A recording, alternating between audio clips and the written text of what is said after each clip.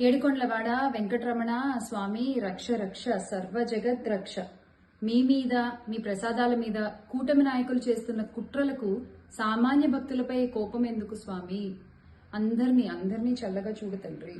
అసమర్థ నాయకుల ఏలుబడిలో పవిత్రమైన తిరుమల కొండపై జరిగినటువంటి ఈ సంఘటన చాలా చాలా బాధాకరం.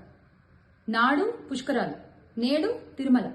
ఆ రోజున గోదావరి పుష్కరాల సమయంలో 29 మంది చనిపోయారు. ఈ రోజున తిరుమలలో 6 సామాన్య భక్తులు ప్రాణాలు కోల్పోయారు. ఇంకా 40 మంది తీవ్రంగా గాయాల పాలై ఉన్నారు. గౌరవ ముఖ్యమంత్రి చంద్రబాబు నాయుడు గారు, దీనికి మీ సమాధానం మీరు అధికారులపై ఆగ్రహం వ్యక్తం చేయడం. మీ ఆగ్రహం మాకు ఆశ్చర్యాన్ని కలిగించింది సార్. ఎస్, మీ ఆగ్రహం మాకు ఆశ్చర్యాన్ని కలిగించింది. అంటే టీటీడీ చైర్మన్ మీరు నియమించిన అధికారే, ఈఓ మీరు నియమించిన అధికారే, జేఈఓ మీరు నియమించిన అధికారే. మీరు నియమించిన మీ అధికారులకి తెలీదా సార్? ఇంతటి పర్వదినాన వైకుంఠ ఏకాదశి సందర్భంగా ఎక్కడెక్కడి నుంచో స్వామివారిని దర్శించుకోవడానికి కొన్ని కోట్ల మంది భక్తులు తిరుమల కొండకు చేరుకుంటారన్న విషయం మీ అధికారులకి తెలీదా? తెలుసు. దానికి తగ్గట్టుగా ఏర్పాట్లు చేసుకోవాలని తెలీదా? తెలుసు. కానీ ఏముందిలే, చిన్న చూపు. అవునా కాదా సార్? జరిగిన సంఘటన చూస్తుంటే అవుననే అనుకోవాలి.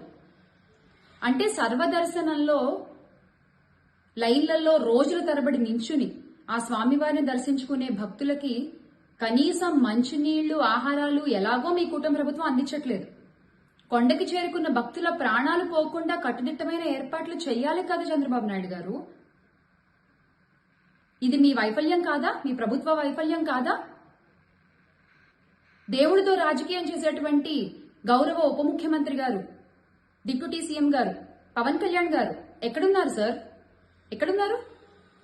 ఐఎమ్ అన్ అన్అపాలజెటిక్ హిందూ అని మైకులు పగిలిపోయేలా అరిచారు కదా సార్ ఆ రోజున.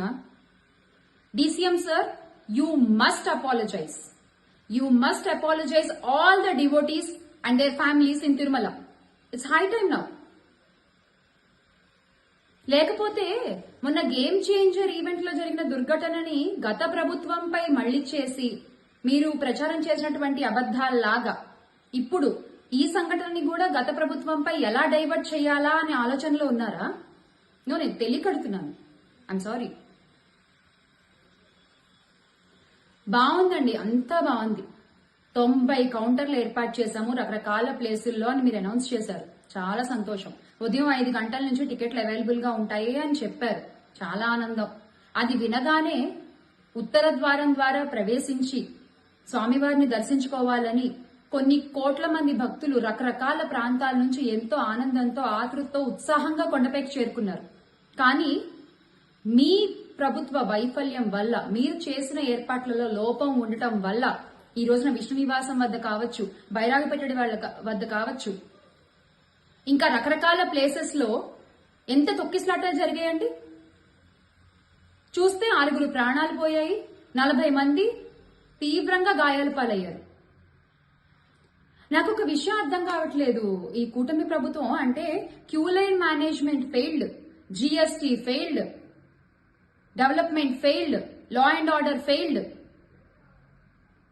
ఈ రోజున ఆ ఏడుకొండలవాడి సాక్షిగా కూటమి గవర్నమెంట్ ఫెయిల్డ్.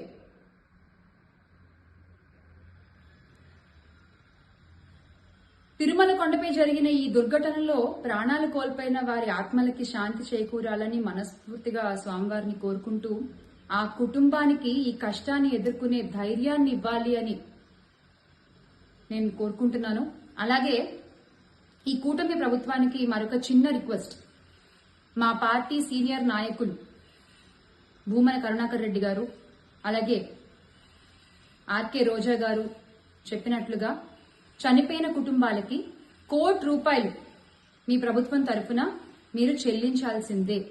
ఎందుకంటే ఒక అపాలజీ చెప్పినా, ఏం చేసినా కూడా, మీ ఆగ్రహం చూపించినా ఆ కుటుంబాలకు ఏ న్యాయం జరగదు సార్. మీ తరఫున కనీసం ఈ సాయం అందించండి. ఇందులో వైఫల్యం లేకుండా చూసుకోండి. ఎందుకంటే ఇంత జరిగినా కూడా మా పార్టీ అధ్యక్షులు వైఎస్ జగన్మోహన్ రెడ్డి గారు సంఘటనా స్థలానికి వస్తున్నారు అంటే తప్ప మీ పాదం కదలలేదు అటువైపుగా. కనీసం ఈ ఒక్క సాయం అయినా ఆ కుటుంబాలకు అందించి వారిని ఆదుకోండి. Let's all make Andhra great again with Jagan Anna. జై జగన్.